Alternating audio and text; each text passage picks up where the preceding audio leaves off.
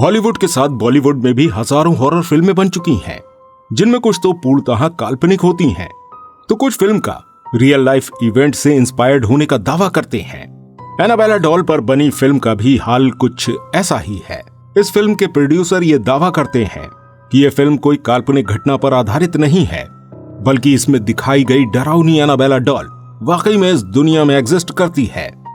यहां तक कि पैरानॉर्मल इन्वेस्टिगेटर एडवर्ड और लॉरेन वॉरेन के मुताबिक कनेक्टिकट स्थित अकॉल्ट म्यूजियम में आज भी इस नाम की डॉल मौजूद है, जो कि हमेशा लोगों के आकर्षण का केंद्र बनती है। पर सवाल यहाँ ये आता है कि क्या सच में ये खतरनाक डॉल इस दुनिया में एग्जिस्ट करती है? इसे सबसे पहली बार कब और कहां देखा गया था? आइए जानने की कोशिश करेंगे आज के इस वीडियो में।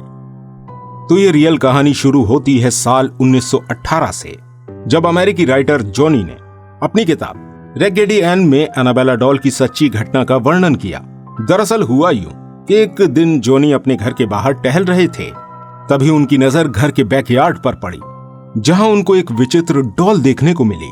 जॉनी ने इस डॉल को अपने घर में पहले कभी नहीं देखा था, इसलिए उन्होंने अपने पड़ोसियों से इस डॉल के बारे में पूछा, लेकिन सभी पड़ोसियों ने मना कर दिया। जिसके बाद जॉनी ने डॉल को अपनी बेटी मोर्सिला को गिफ्ट कर दिया। छोटी होने के कारण मोर्सिला को ये डॉल काफी पसंद आई। अब वो अपना ज्यादातर समय डॉल के साथ बिताती थी, जिस वजह से उसे डॉल के साथ काफी लगाव हो गया था। वो हमेशा इस डॉल के साथ खेलती और इससे बातें भी किया करती थी। ये सब देखकर जॉनी को उसकी बेटी की फिक्र भी होती थी, लेकिन बच्ची समझकर वो इसे नजरअंदाज कर देता था। 13 वर्ष की उम्र में मोर्सिला एक गंभीर बीमारी से पीड़ित हो गई, और जब इसके इलाज के लिए वैक्सीन दी गई, तब इस वैक्सीन का मोर्सिला के ऊपर उल्टा असर हो गया और उसकी मृत्यु हो गई। लेकिन ये बात जॉनी को तब परेशान करने लगी जब उसे पता चला कि मोर्सिला के मौत के कुछ दिन पहले ही उसके घर से डॉल गायब थी। जब ये सच्ची कहानी को जॉनी ने अपनी किताब में लिखा, तो लोग काफी हैरान हुए और ये कहानी उस समय लोगों में काफी फेमस भी हुई।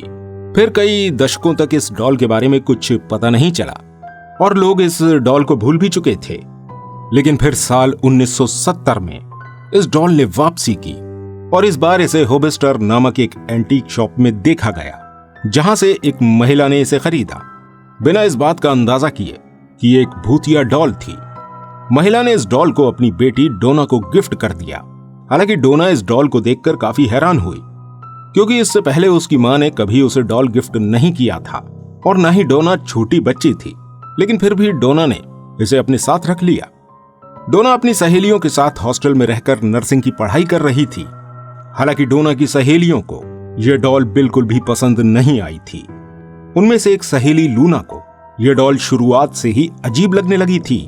दोनों सहेलियों ने डोना से मना भी किया कि वो इसको रूम में ना रखे, लेकिन डोना ने किसी की एक नहीं सुनी। अब डॉल के कमरे में आते ही अजीब अजीब हरकतें होने लगी। सबसे पहले डोना ने यह गौर किया कि यह डॉल अपनी जगह से अपने आप ही मूव कर लेती थी। दरअसल जब भी कभी डोना और उसकी दोस्त कमरे से बाहर जाती, तो फिर वापस आने पर उनको यह डॉल किसी नई जगह पर मिलती।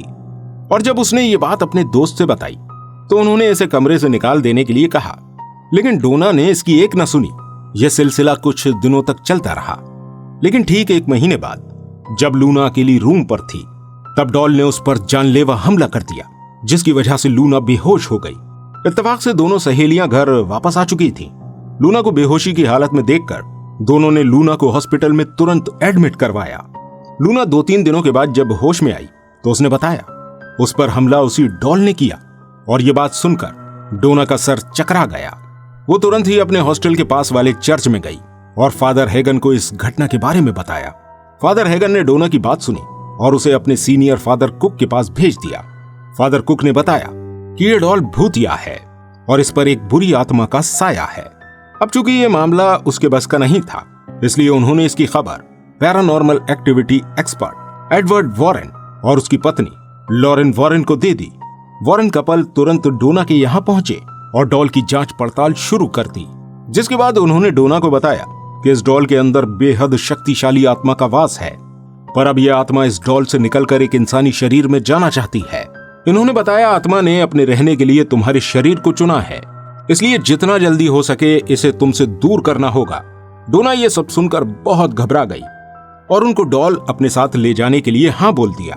हालांकि पति और पत्नी ने इस डॉल को तंत्र मंत्र और पवित्र जल से इसे एक शीशे में बंद कर दिया और फिर इस बॉक्स को उन्होंने अपने खुद के म्यूजियम, अकॉल्ट म्यूजियम में रख दिया और तब से लेकर आज तक ये डॉल इसी म्यूजियम में ही रखी हुई है। तो ये थी आज की स्टोरी जो एक सच्ची घटना पर आधारित थी। वैसे कि आप भी इस कहानी पर विश्वास करते हैं? नीचे कमेंट्स में अपनी राय जरूर बताएं और वीडियो पसंद आई हो तो इसे लाइक और चैनल को सब्सक्राइब जरूर करें। धन्यवाद।